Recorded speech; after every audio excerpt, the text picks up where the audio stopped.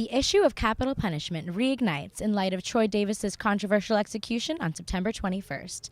Last weekend, AU put on the production Dead Man Walking as a tribute to his struggle. Dead Man Walking tells the tragic story of an inmate on death row and his spiritual journey in the final days before his execution. Just to come through for me, all I got.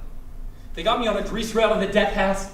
Due to a small budget, the play was initially intended to be a stage reading, but dedication from the cast and director helped transform it into a full production. Rick Hammerly wasn't going to direct the reading, but he really fell in love with the project, really became passionate about it, and said, why don't we make it a play? We have 5 weeks.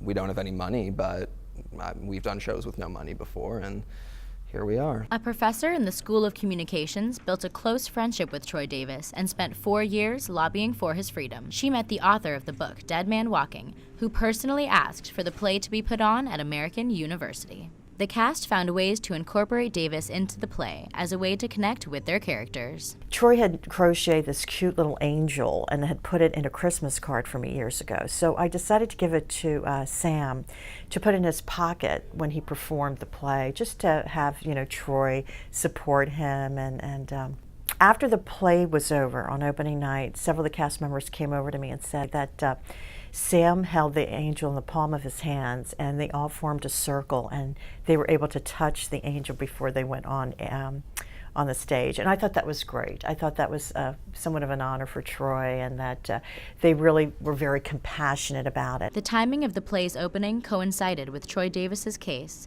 Both the professor and the students were profoundly impacted on the day of his execution. I saw him 2 hours before his execution.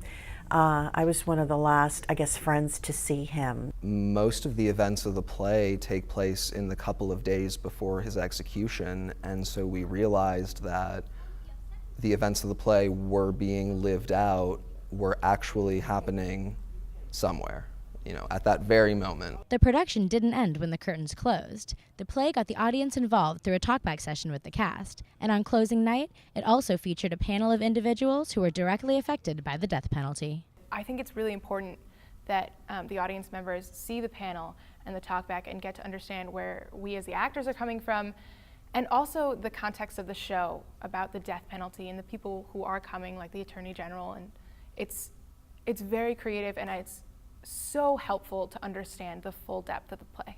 What I love about this show is that it's not clear-cut. We are not making a statement that the death penalty is wrong or that it's right. We're not for or against it, and we're just giving all of the information to the audience.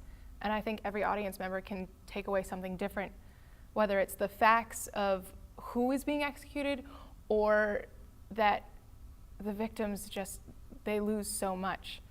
And I think that's the greatest gift that theater can give. Although the play was neutral in its message, the panel discussion only included individuals who were anti-death penalty. Those involved in Dead Man Walking hope its message will inspire the community to consider the consequences of the death penalty. He said there are a lot of Troy Davises out there, and he said that, I may not be here in a physical form, I'll be there in a spiritual form, but we have to still continue the fight. And those were his last words.